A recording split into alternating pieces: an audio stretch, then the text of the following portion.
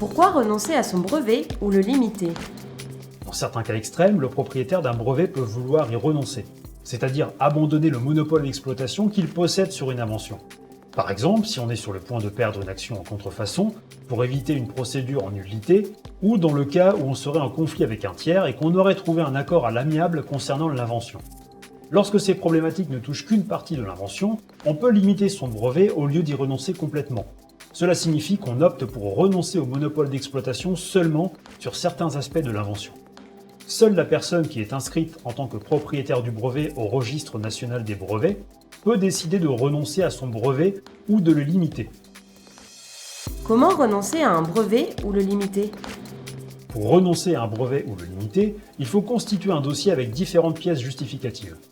On doit déposer ce dossier en ligne sur le site internet de l'INPI, l'Institut national de la propriété industrielle.